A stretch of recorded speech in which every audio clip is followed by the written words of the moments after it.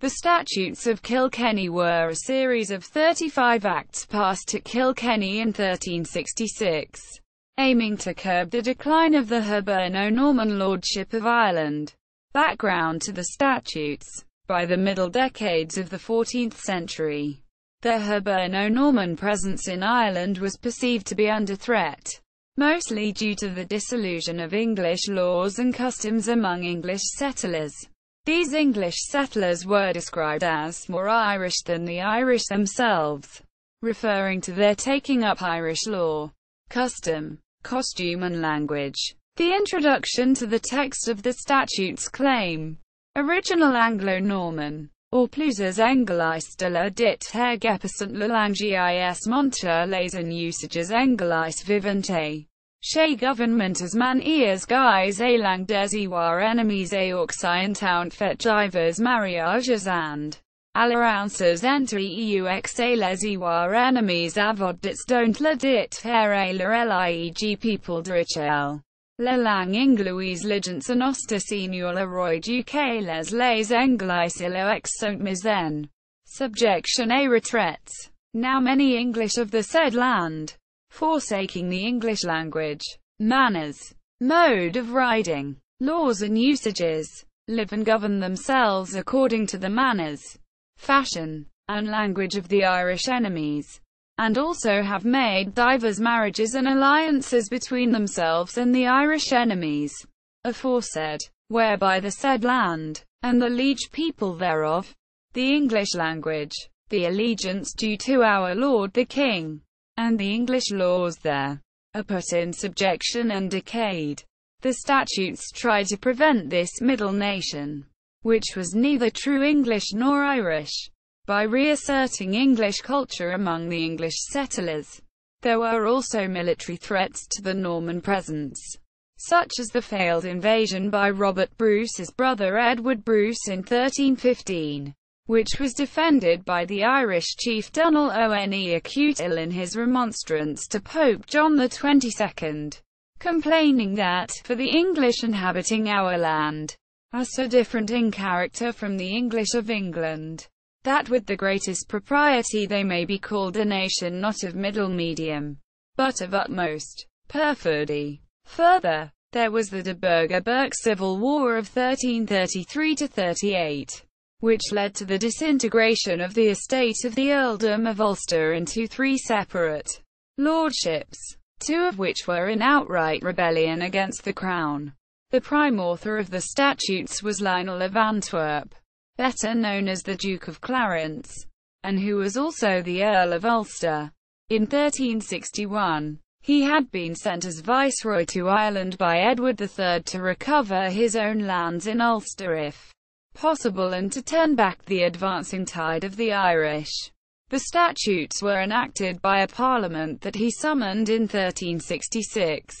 The following year, he left Ireland. Legislation. The statutes begin by recognizing that the English settlers had been influenced by Irish culture and customs. As quoted above, they forbade the intermarriage between the native Irish and the native English, the English fostering of Irish children, the English adoption of Irish children and use of Irish names and dress. Those English colonists who did not know how to speak English were required to learn the language, on pain of losing their land and belongings, along with many other English customs. The Irish pastimes of hockey and coating were to be dropped and pursuits such as archery and lancing to be taken up, so that the English colonists would be more able to defend against Irish aggression, using English military tactics.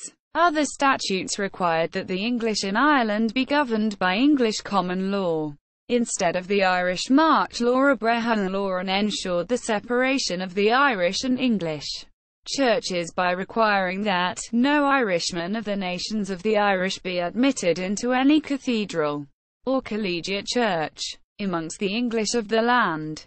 The mistrust the English had of the Irish is demonstrated by Statute 15, which forbade Irish minstrels or storytellers to come to English areas, guarding against the Irish agents who come amongst the English, spy out the secrets, plans, and policies of the English, whereby great evils have often resulted. Failure of the statutes. While the statutes were sweeping in scope and aim, the English never had the resources to fully implement them. Clarence was forced to leave Ireland the following year, and died the year after that, and Hiberno-Norman Ireland continued to gain a primarily Irish cultural identity. Only at the beginning of the 17th century would another attempt to colonize Ireland begin to make appreciable gains. The Statutes of Kilkenny ultimately helped to create the complete estrangement of the two races in Ireland for almost 3 centuries. See also Norman Ireland, Tudor conquest of Ireland, Poynings Law. Further reading: Dolan, Terence. Writing in Ireland. The Cambridge History of Medieval Literature.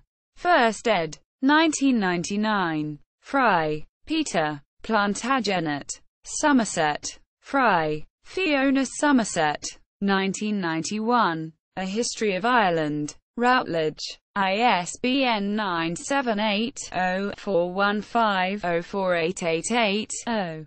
Hand. G. J. 1966. The Forgotten Statutes of Kilkenny. A Brief Survey. Quote. Irish Jurist. 1. 2. Muldoon, James.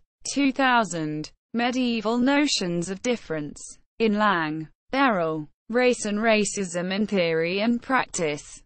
Rowman and Littlefield. ISBN 0-8476-9693-6.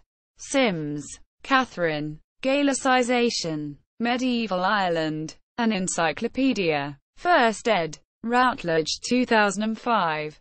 The Statutes of Kilkenny. Encyclopedia of Irish History and Culture. 1st ed. Thomson Gale 2004. One Acute Ill. Dunnell. 1317. Curtis. Edmund. ed. Remonstrance of the Irish Chiefs to Pope John the 22nd. Retrieved 31 December 2008.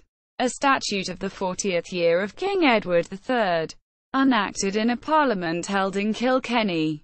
A.D. 1367. Before Lionel Duke of Clarence, Lord Lieutenant of Ireland. The text of the statute published by University College Cork.